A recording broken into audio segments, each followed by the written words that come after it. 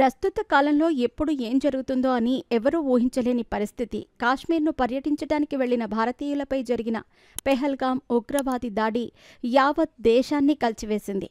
ప్రస్తుతం భారతీయుల రక్తం మరుగుతోంది. ప్రతీకారం తీర్చుకోవాలని పడిగాపులు కాస్తోంది. ఈ తరుణంలో చాలామంది తెలుగు సినిమాకి సంబంధించిన సెలబ్రిటీస్ అంతా కూడా ఈ దుర్ఘటనపై తమ సంతాపాన్ని తెలియజేశారు. మెగాస్టార్ చిరంజీవి, రామ్ చరణ్, విజయ్ దేవరకొండ, అల్లు అర్జున్, ఎన్టీఆర్ వంటి సెలబ్రిటీస్ దీనిపై స్పందించారు. ఇకపోతే పాకిస్తానీ హీరోయిన్ అయిన ఇమాన్వీను బ్యాన్ చేయాలి అంటూ గత కొన్ని రోజులుగా వార్తలు వచ్చిన సంగతి తెలిసిందే. అయితే ఈ వార్తలు వచ్చిన మరుక్షణమే ఇమాన్వీ స్వయంగా ఒక లెటర్ రిలీజ్ చేసింది. నా కుటుంబంలో ఎవరూ పాకిస్తానీ మిలిటరీలో ఇప్పటివరకు ఏ విధంగానూ సంబంధం కలిగి లేరు.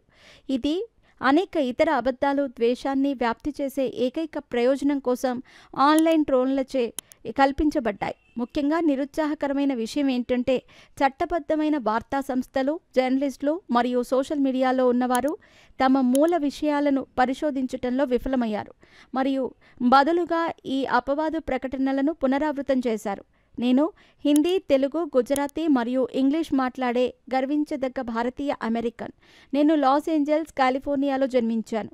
నా తల్లిదండ్రులు చట్టబద్ధంగా యునైటెడ్ స్టేట్స్కి యువతగా వలస వచ్చారు. వెంటనే వారు అమెరికా పౌరులుగా మారారు. యుఎస్ఏలో నా యూనివర్సిటీ విద్యను పూర్తి చేసిన తర్వాత నేను నటిగా, కొరియోగ్రఫర్గా, నర్తకిగా కళారంగంలో వృత్తిని కొనసాగించాను. ఇమాన్వీ అలా చెప్పిన తర్వాత చాలామంది తప్పుగా కథనాలు ప్రచురించామని అనుకున్నారు. కానీ కొంతమంది ఇక్కడితో వదల్లేదు. ఆమె పాత పోస్టులను తవ్వి తీశారు.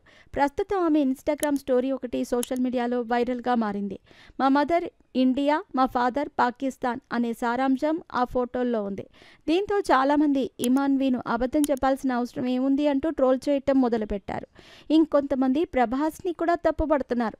ఇక దీని గురించి మళ్ళీ ఇమాన్వీ ఏమైనా క్లారిటీ ఇస్తుందేమో ఎదురు చూడాలి.